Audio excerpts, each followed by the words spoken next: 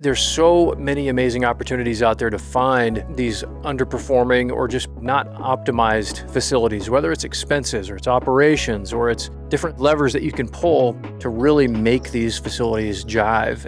I just did a follow-up call with somebody that used to be in our group. Her and her husband bought their first facility in just a handful of months. In like 18 months, they've created over $300,000 in value. Wow. In just that short amount of time by managing expenses, managing rates a little bit, and they had zero experience in any of this. That's one facility that can then become a launching pad towards getting your second, third, fourth, and allowing you to really create this overall wealth vehicle.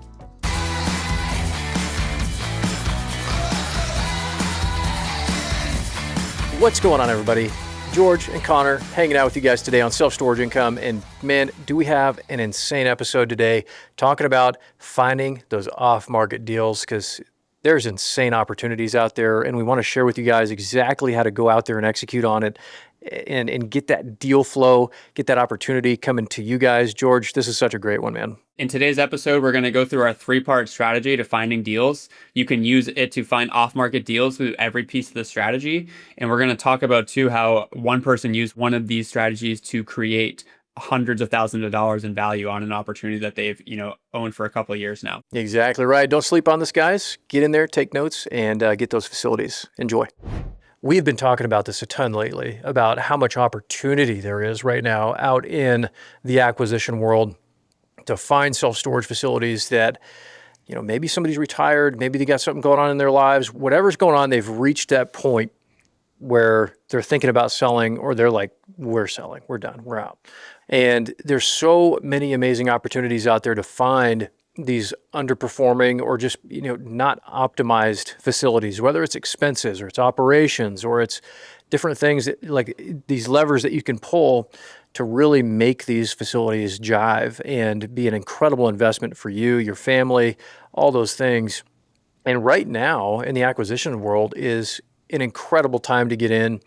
It's always a good time to be investing, right?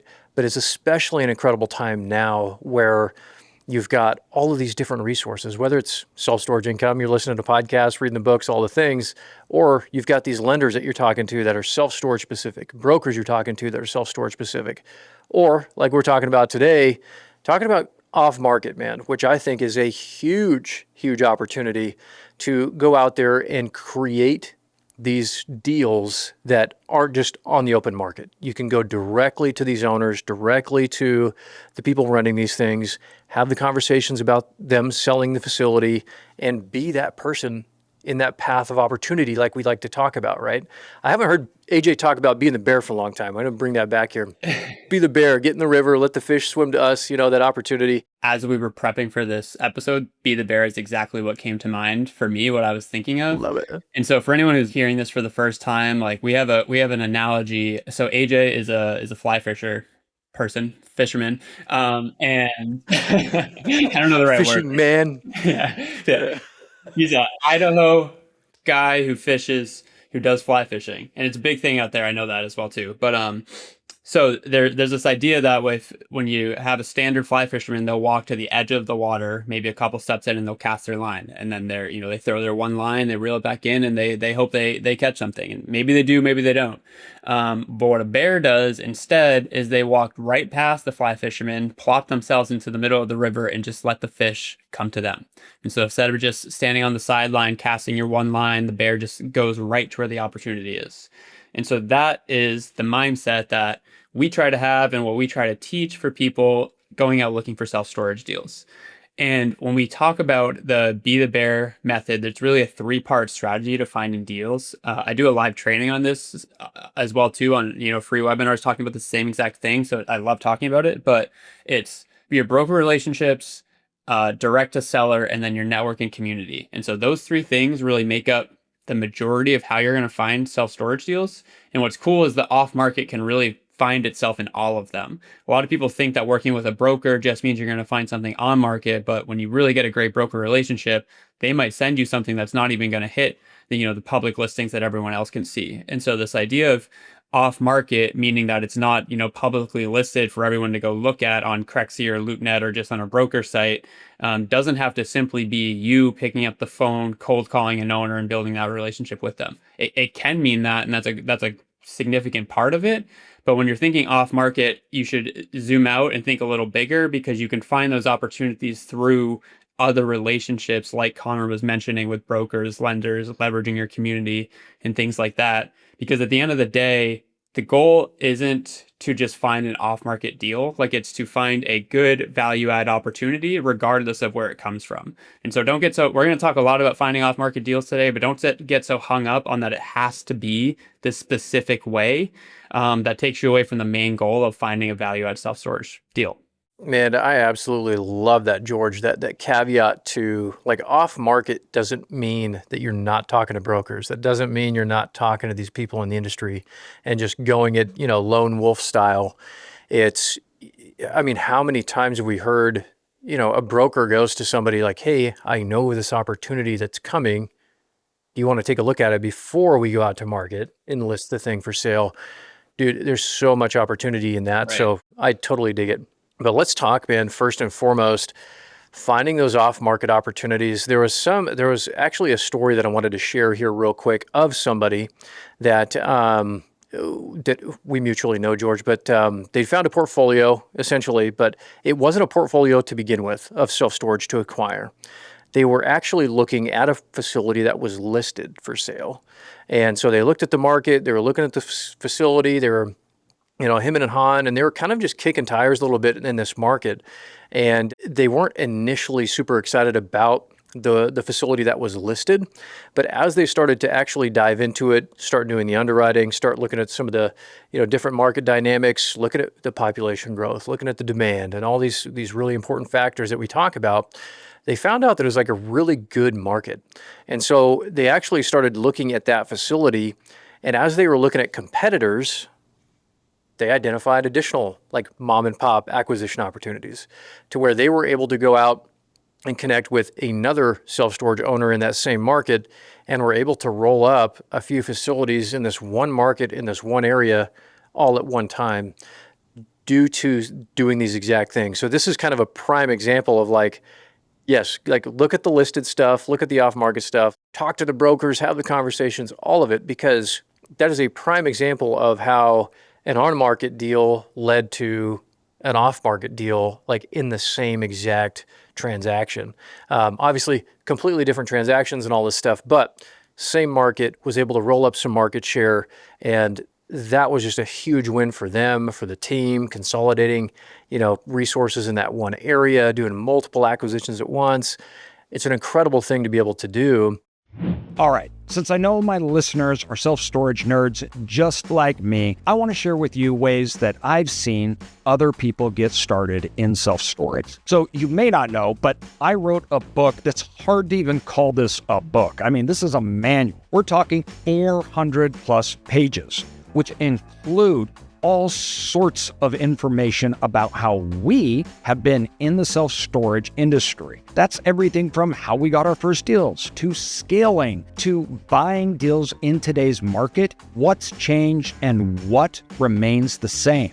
This is an up-to-date book that shows you how the market has changed and how you can win today. This isn't simple, this is how you buy a deal. No, this goes into everything, including how you scale and create a self-storage business. You can get a physical copy, an ebook, or the audiobook, plus free access to bonus content at the end of each chapter. You can get it today. It's available on Amazon and other platforms in which you can follow the link. That's one of the first things, as I'm walking folks through looking at off-market opportunities, is like doing the whole, like, driving for dollars on Google, man. Like, pulling up facilities in these markets, seeing what pops up on Google, and most importantly, seeing what doesn't pop up on Google Maps. So as you can identify a market that has all these great dynamics, diverse economic drivers, population growth, good median household income, there's demand for storage there. And once you're identifying these markets, it's easy to look around and say, okay, here's some of the more professionally operated facilities, or here's some of the medium operated facilities, whatever. But here are like these outliers here and there throughout town, just by grabbing Google Maps and scrolling around and looking and identifying those storage facilities. They're not hard to find. They're big, long buildings in most cases. So I love walking people through that. And I've actually got a few examples that I'll show people. I'll just pull them up. Like I had somebody last week, I was on a one-on-one call with somebody talking about this exact thing. And they're like, oh yeah, we're looking at, I don't know, let's say it was Nashville. Let's say Nashville, Tennessee market. So, okay, perfect. Self-storage, North Nashville, whatever. You can pull up a handful of facilities, scroll in on a couple of them, and then just start looking around. Like do this like radius essentially where you start in the center and kind of start working your way around, do a grid setup, whatever you want to do, but just kind of start walking through the different areas of town and find those outliers. And once you find maybe somebody that's not popping up on the Google search, or it doesn't pop up until you get like 10 feet above the facility when you scroll in on Google Maps, that's a really good indicator that that's potentially a mom and pop owned facility. Sometimes you might find satellite facilities of like other larger facilities and things. So you might run into that here and there. But a lot of times, once you identify those, you can click on them. You can see if they have a website or not. Sometimes they don't, which is pretty awesome. Another great opportunity. And then, if they do, I love to show, there's a local facility here in my area where I'll show these folks where the website is literally just a landing page. And the landing page is like, it's got this photo from 1987 and like, it's just plain text on a white background. Lowest prices, like been around, family owned forever, yeah, X, Y, and Z. And it's like, dude, if I was going to go out and acquire a mom and pop facility, this would like be the first one I stopped to today. And you can find those same exact things. You can find the websites that maybe the website's even a little bit more advanced. Maybe they have like pay your bill online or something, but they don't have rent online. They don't have these any other aspects to it other than pay to bill or providing that general information like call us, to reserve, whatever it might be. There's a lot of those indicators to show that there's massive operational turnaround. But I'm just kind of unloading here on like the Google Maps driving for dollars concept because I love this whole approach of finding those mom and pop off-market opportunities. I think what's cool about the Google Maps approach too is that if you have a computer and a Wi-Fi connection, like you can do it for free. You can do that right after this podcast. You can go and immediately start looking for off-market storage opportunities. I feel like the best place to start is just do it in your area. Just so you can get a hang of it. Like wherever you live, just type up self-storage near me and see what pops up.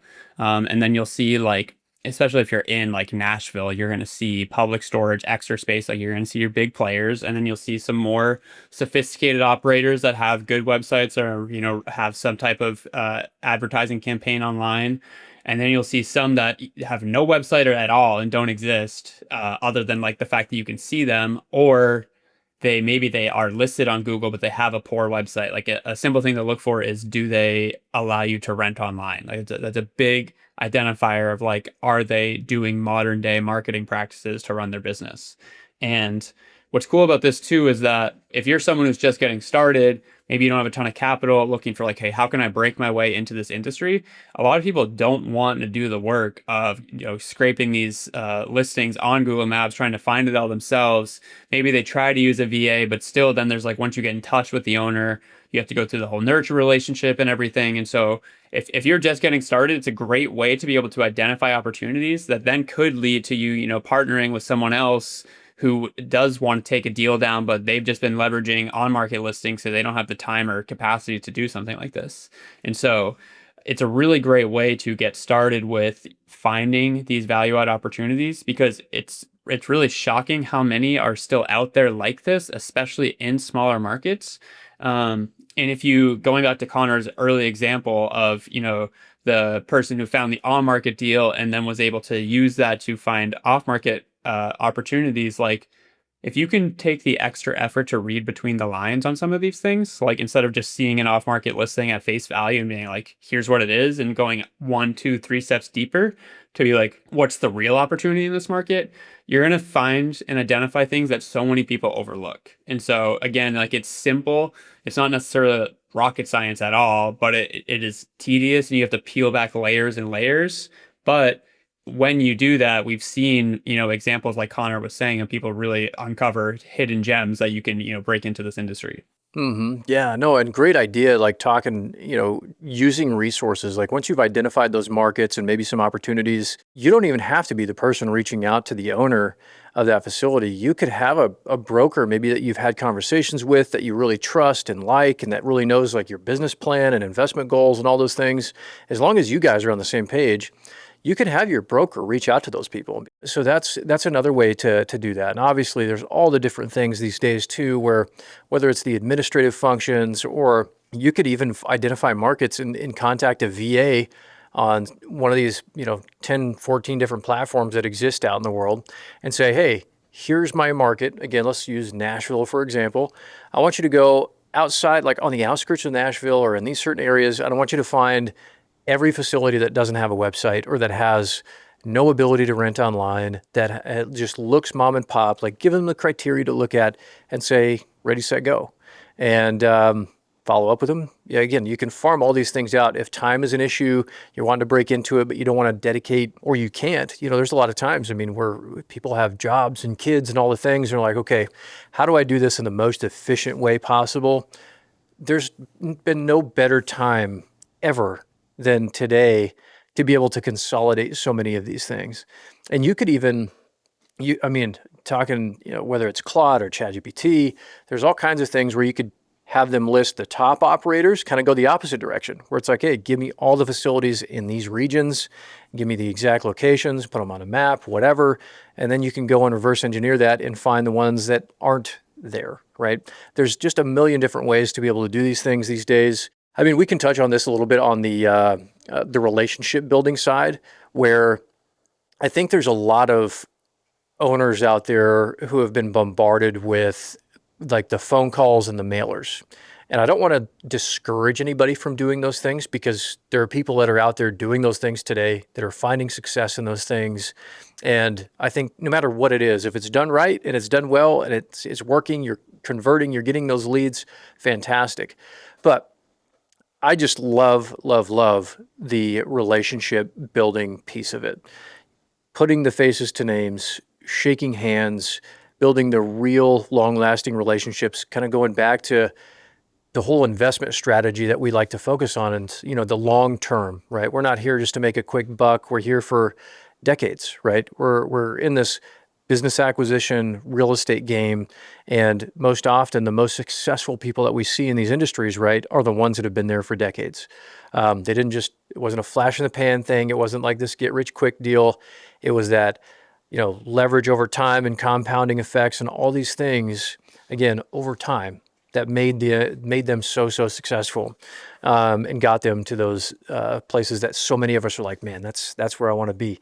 So with that said, I always encourage folks, man, like identify those facilities. And if it's picking up the phone and having a conversation, do that. But I would really, really encourage you guys to go out and to meet those people on site, to ask them about their story. Like, don't just go in with the whole like, hey, I'm looking to buy facilities kind of thing. Like if I was going to that facility right now today that I was telling you guys that I think is an incredible mom and pop opportunity to purchase here in this area, my conversation like going in would be like, hey, like I've got some self-storage background. I'm looking to, and this is just me personally, right? Like even if I didn't have a self-storage background, I'd be going in and having a very similar conversation. But if it was me personally, I'd be going in, hey, I come from a self-storage background, have experience in management, operations, all these things.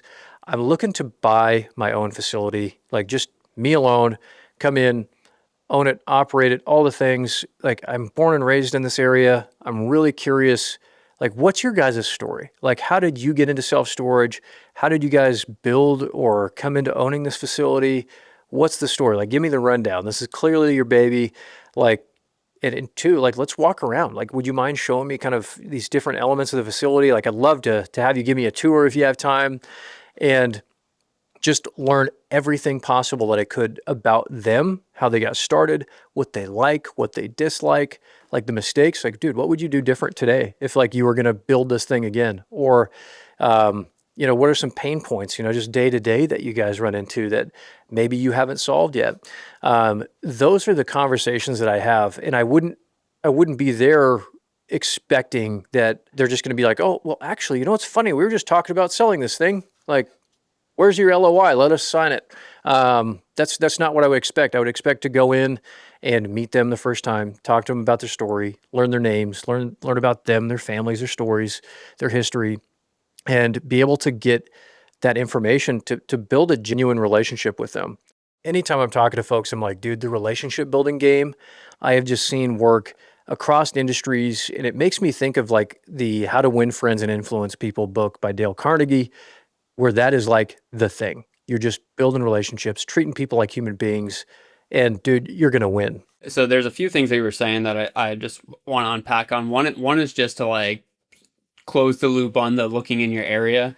To start with, we're not necessarily saying like, hey, go buy a facility in your market. Like it might not be like your market might be oversupplied. Like there's a lot of factors there. But when you're looking in where you live, you can get a better understanding of what you can see beyond just the numbers and the data. And so that's what Connor's talking about is like people use storage for different reasons in the Midwest US versus deep within a city or in an area that has a lot of HOA, or maybe businesses are using storage. So like starting in your area or somewhere where you used to live is a great way to learn how to analyze a market. Doesn't mean that that's where you should buy, but if you're fresh into this, it's a great way to be like, okay, why might somebody use self-storage in this market? It's a great practice to do. I think you can do it for any industry, really. It's interesting to see like, how does this, local economy make money? But anyway, yeah, so it's a great way to practice looking at markets and off-market deals. So that's that part. But now what Connor's talking about with the relationship building, I feel like this is 2026 right now. I feel like society is yearning for a more analog lifestyle right now. Like we're just so bombarded with digital everything and just social media and commercials and just advertisements everywhere. I think people want some type of just simpler day to day, both in their personal and professional lives. And so that doesn't mean these other ways of outreach can't work. Like we have a story of someone named Peter in our community who got a deal under contract on his second cold call. Like awesome stuff. Would not have that expectation for that to happen for you. And so what Connor's talking about is like, hey, taking the time to, really get to know someone so you can, like Connor mentioned, the How to Win Friends and Influence People. Like you want to build the know, like, and trust so that if and when a time comes that they are ready to sell, Connor is the person that they think of. And so the challenge with off-market deals is you can put in all this time and effort to find these value-add opportunities, but that doesn't mean they're going to be ready to sell. They might be like, I don't care, I'm passing this down to my kid, or like I run this for a few hours a week. Even if they haven't done the modern practices, maybe it's paid off, so they don't have any debt on it, so like they're not interested in selling right now. And you have to be okay with that. But there will come a time when they are ready to sell, and you want to be that person that they're like, hey, Connor, reached out to me all the time.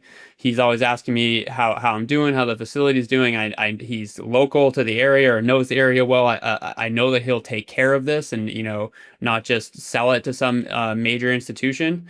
So that's really what you're looking at with this, is those long-term relationships that, again, like simple, easy to like digest on how to do it, but to actually execute and take the time to follow up on that with them, and not just meet them once, but have a follow-up phone call, reach back out to them every couple months to see how they're doing, or if they might be interested in selling. Like that stuff takes time and energy and resources, but that's where you can find the incredible opportunities. And so that's again where you just have to keep this in mind of like the benefit to an on-market deal is you can go right now and be like, hey, this facility is for sale. Like you could take out all of that legwork of just knowing it's listed there.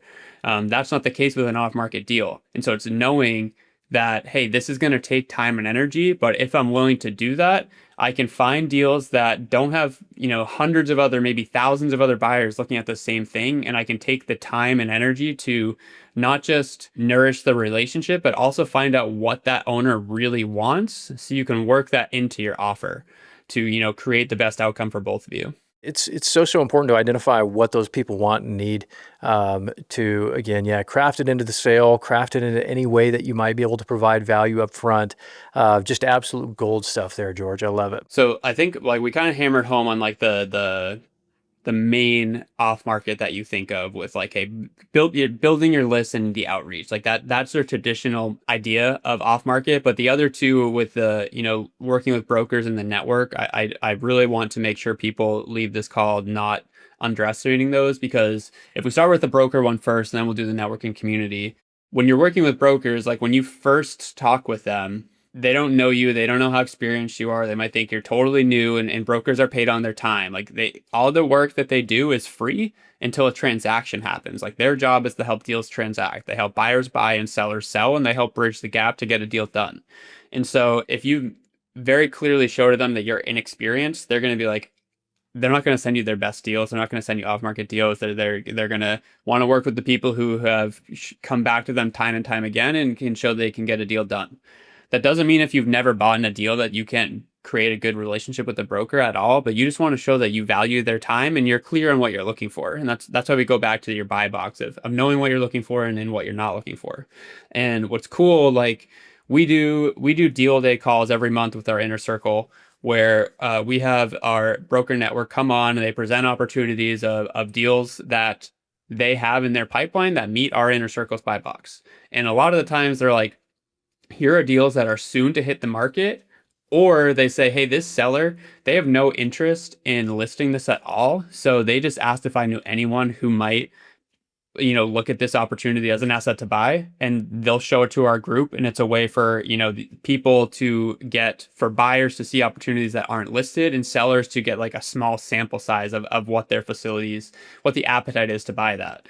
And so you can do that on your own by working with brokers directly. I mean, we do it with our inner circle every month. So like, if you want to learn about that, we can, put a link on that to talk more about how we're actually getting these off-market listings from brokers. But it's a great way for you as a buyer to be like, okay, just because I'm working with a broker doesn't mean I'm only looking at what's on their website. You can get those, behind the scenes listings that are either coming soon to market or just aren't going to be listed at all. But they've done the relationship work behind the scenes, just, that this owner is looking to offload a few properties. They just don't want to go through the headache of having it listed on Crexi and getting, hundreds and hundreds of offers. So they want to work with the broker and kind of, just like silently feel out the appetite for what their facility is worth today. Yeah, no, and it's really important. It's really important those guys get out there and have those conversations. They take something to market, see where values are coming in at. That's why I always encourage people to submit the LOIs, put the offers in. Don't hesitate. Figure out what that value is to you and submit your offer, man. If you don't have a facility today and they say no, you're going to be in the same spot. So you have nothing to lose. Go through the process, have those conversations. Something I always like to talk about as well is don't just focus on the commercial real estate brokers and self-storage specific brokers. Make sure too that you're reaching out to other brokers in those regions, like business brokers as well. So sometimes we've seen different random people end up with these self-storage listings, whether it's a business broker or it's a real estate agent or whatever.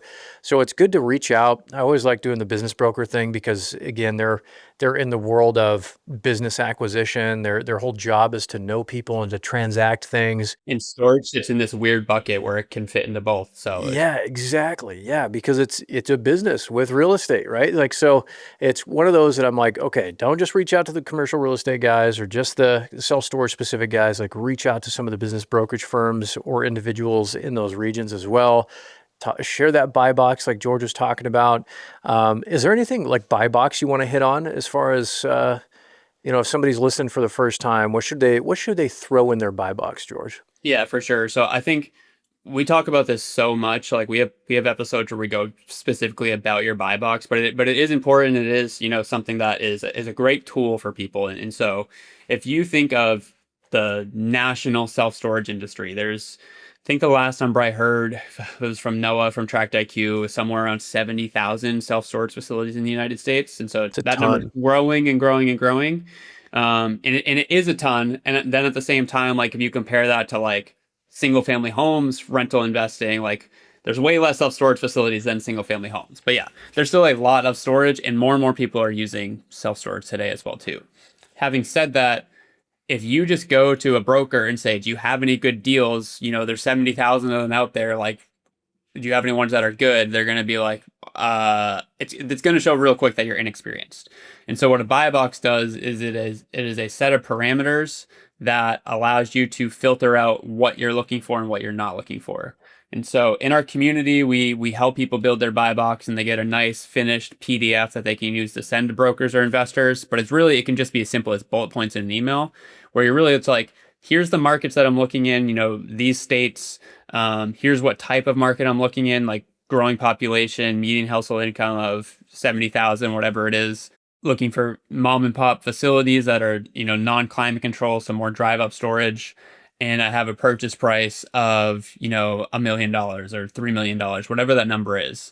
So you're really just trying to say, like, here is the type of facility I'm looking for. So that way you're not like asking for a $200,000 facility and a $20 million facility and saying, like, I'll buy anything, because a broker's just going to quickly be like, this person clearly hasn't done the work to be crystal clear on what they're looking for. So until they do that, I'm not going to, they're not valuing my time if I'm a broker. And so I'm not going to, spend a ton of time and energy trying to, walk through all of this with them. So a buy box helps expedite all of that to say, like, yo, this is what I'm looking for. Can you please help me find something like this? For sure. And one of the little things I like to throw in buy boxes when I'm talking through this with people is like, throw in a little snippet about you, like who you are, what like your background is, like anything that might be applicable. And I found a lot of times, man, like we're our own worst enemies. And so many times it's like, do not discount. Obviously you don't have to have like an ego or a big head about it, but like, don't be shy about telling people the truth about who you are and like your applicable experience of entrepreneurship or investing or management of funds or whatever, or just who you are as a human being. Or you're like, man, I just did a follow-up call with somebody that used to be in our group back in the day. And her husband bought their first facility in just a handful of months after they connected with us. And it's not going to like make them automatically retire all of a sudden or anything like that, but it's a massive piece of wealth building engine, let's say, to their overall goals of growing a self-storage portfolio. It's their first one. They've got it done. They've gone in, they've already created, in like 18 months, they've created over $250,000 in value, over $300,000 in value. Wow. And just that short amount of time by managing expenses, managing rates a little bit. The wealth and equity creation is absolutely insane. And that's just scraping the surface. And to this point, like they had zero experience in any of this. And it wasn't like, oh, well, who am I to go and ask the bank for money or investors for money, or who am I for that? Like, don't do that. Let's say you're a mom and a dad and you got a couple kids. You're like, hey, like I'm a mom, I'm a dad, I'm a husband, I'm a this, I'm a that, whatever. And we've got 2 kids. We're looking at getting into self-storage. We're doing this, right? This is our career, is what we're doing. And, we're a part of Self-Storage Income, where we've been listening to this podcast and we're like hooked on the idea of storage. Like, talk about those things. Just share about, who you are and what your goals are, and just give a little snippet, and don't discount yourself. Yeah. When you're getting started, like Connor said, applicable experience, and another term I've heard banks called is transferable experience. Like, you don't have to own the facility or real estate to be able to work with a lender or a broker. Like, you just want to be able to show that you have something that you've done in your life that translates over to this. So Connor gave some examples of entrepreneurship, or maybe, you still were a W-2 worker, but you had a management team, or you manage a bunch of clients. Like, they just want to show, like, can you manage something like that? That's the main thing, and be able to show, like, did you put together a business plan and all of this? And what's really cool about the example Connor was mentioning is that they didn't own any real estate before.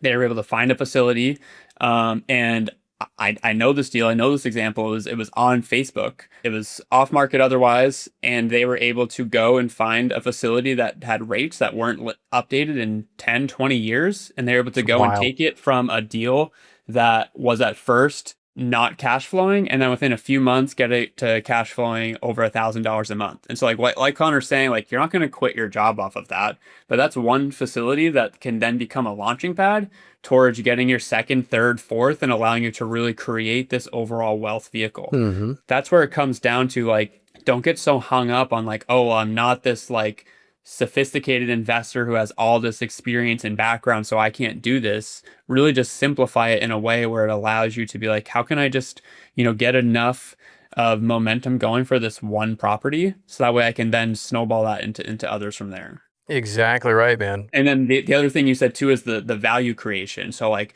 being able to do that of just doing, a few marginal increases to the operations, not like doing a whole renovation project with a house where you're updating the bathroom and adding a second story and all things like that. Just like, hey, running the business better, you're able to create hundreds of thousands of dollars in value creation because this is commercial real estate.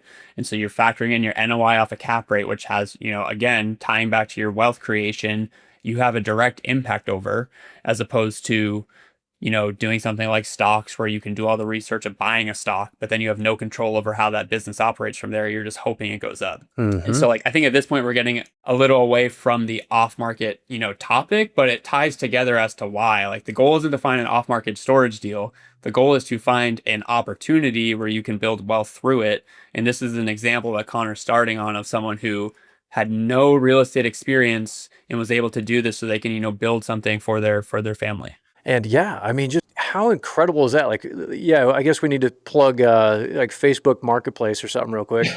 Because, dude, how wild is that? Like, you're just on Facebook and you're like, oh, there's a storage facility for sale.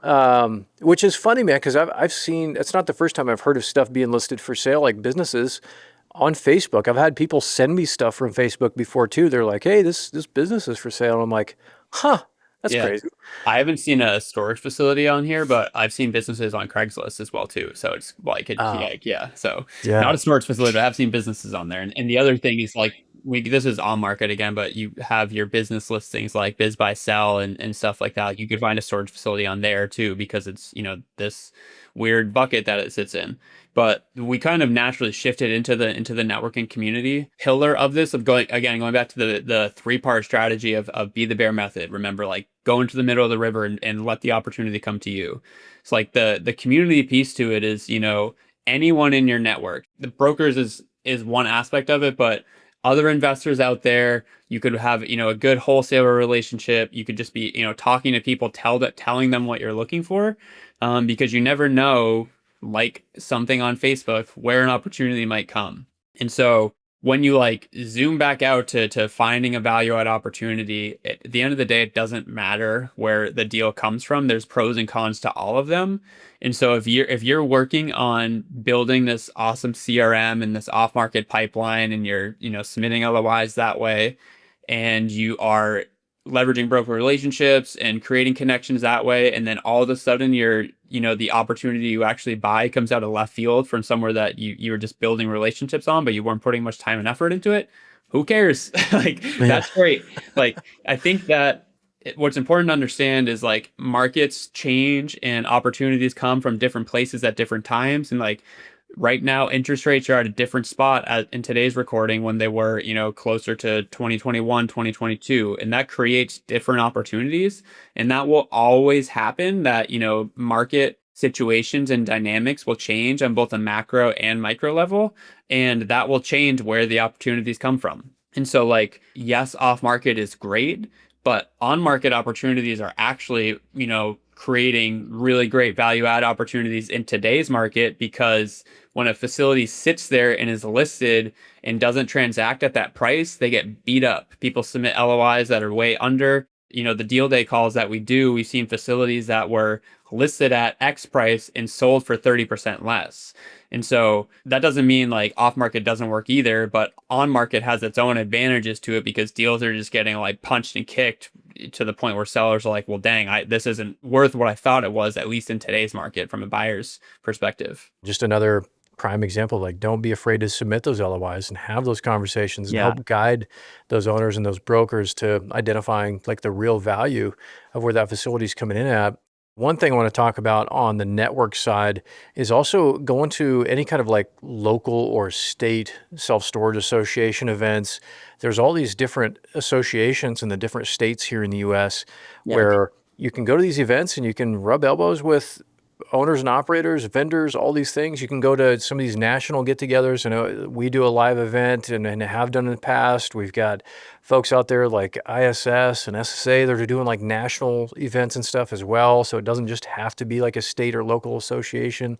So just make sure too that you guys are leveraging those platforms and going out there and going to some of these events and seeing what's happening and how things are like how people are operating their facilities and what people are seeing in these markets. And you can go to all these presentations with industry experts that have decades of experience that are like also, day to day still very much in the industry. And they're like, maybe they're a vendor and they're going to all these different facilities in the US and seeing how everybody's implementing certain kinds of technology or whatever it might be. There's so much value in getting into those rooms and connecting with those people. Like anything, man, like once you start getting into stuff, the world is very small. You're going to meet a handful of folks and then like you just automatically, like everybody knows everybody at a certain point. And it's an incredible thing to be able to go in and leverage those relationships and leverage that connectivity. And to that, on the vendor side of things, as far as building the relationships and getting market insights and all of those things, hugely valuable.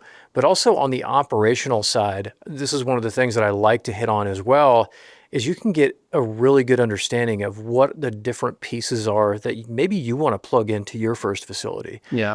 From the gate operating software to the management software to the camera systems and security to the door systems to whatever. You can go in there, you can have people demo these products right in front of you. Or, you could go on today onto a lot of these folks' websites and request a demo right now today and see like how those property management systems work and how they don't. You can even do this with facilities that you've identified that you potentially want to acquire.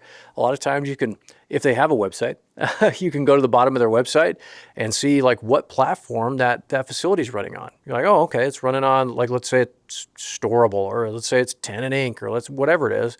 You can go on there and see like, oh, okay, like this is what they're running. Let me schedule a demo. That way, if I ever do acquire a facility that has Tenant Inc.'s Hummingbird, management software, I have an understanding of how that software works. I've been exposed to it a little bit. And I have maybe even like a spreadsheet that they give me at the end that tells me exactly what I would need to do step by step to take over and transition a facility to me owning it. Like those are amazing insights to have going into something. What's cool too, if like going back to like driving for dollars, is like Connor was saying, you scroll to the bottom and see who's hosting the site. Like, as you start to do this, you'll get familiar with what storage sites look like. And now at this point, I'm able to see like, hey, this facility allows you to rent online, but they're just using the boilerplate template from this existing site and they haven't changed anything. And so it's like, yeah, they've taken one extra step from someone who doesn't have a website that can rent online, but the odds of them like actively managing it doesn't seem like it's that serious, because it's literally the template that you get when you sign up with those management companies. And so it's a good way to see of like how active of an operator are they. Another thing, when you were talking about the network, is that another story this was in our inner circle with it. We learned about this in May, but two members partnered together because one of our members in our community had a deal and they're like, hey, I can't tackle this by myself. Is there someone who would want to partner with this in this area? Another one of our members saw that message, within 20 minutes picked up the phone and called him. He's like, hey, I'm looking to get in storage, actually live near this facility. Like, let's do it. And they bought the deal together. And so, the first person not put it out there into the world, like, hey, I found this deal, but I can't do it myself. He wouldn't have gotten the deal. And so it's being able to leverage your community around you, which is why we've created the self-storage income community, to help cultivate these relationships. But again, you can go and do it on your own as well too. Go into events like Connor mentioned. But this idea of a rising tide lifts all ships, like leverage your community, because you can go much further working with other people in this industry than trying to do it all yourself. And like there's been so many examples of that we've been fortunate to see at Self-Storage Income. Like imagine all the people that you're going to need to close on a facility, right? You're going to need an insurance company, you're going to need a title company, you're going to need an attorney or legal counsel, you're probably going to need a CPA or an accountant of some kind to not only work through the closing of it, but operating it afterwards. Like go start building relationships with those people. Yeah. Maybe at some point, depending on how big you want to go, or even right now, again, if something might be too big for you to take down on your own, maybe you're going to want to have like a friend or family come alongside you and invest in something. Like start talking to people about what you're doing and sharing like, hey, this is what I'm doing. This is where I'm going. Here's, this buy box I've put together of the facilities I'm looking for. And man, I'm so excited about just getting into this and getting it going and let people know. Because man, I tell you right now, it's amazing how many times you hear of those stories, man, where it's just somebody's having a conversation and then, yeah, it's like, oh, by the way, my buddy just talked about wanting to, he needs some depreciation this year and he needs somewhere to throw some money. And he's always wanted to get in storage. Like, wow, perfect. Things happen for us in amazing ways, man. So, dude, I freaking love it. I love it. Well, if you guys have enjoyed this episode and you're enjoying what we're doing here at Self Storage Income, you guys get at us on YouTube. We've been going through comments like crazy lately, leaving responses, answering people's questions there.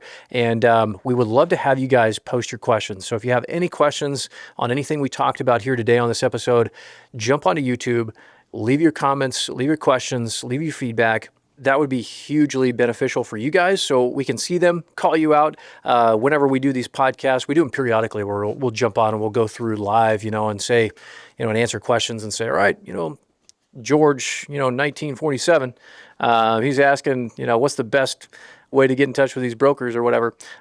We can not only answer comments there, but also address it, on the podcast, which is super fun to do. So please get active in YouTube for us, leave those comments and questions, and we'll get to them. George 1947 is me teleporting back to the year 1947 is what Connor. Yeah. It must be your grandpa or something. Yeah. Yeah. Oh yeah, we're trying to focus on YouTube for sure. If you guys can like and subscribe as well too, it helps us a ton. So if you enjoyed this, please, that would be huge for us. But yeah, we're trying to engage a lot more on YouTube because we want to be able to, give direct feedback to you guys who are out there listening to it because we appreciate it. We try to provide as much value that we can. And so, yeah, YouTube is our point of focus as a team right now to try to continue to engage with all you listeners out there. Exactly right. And to that point, thank you guys so much for listening. We'll catch you all on the next episode. Thanks, everybody.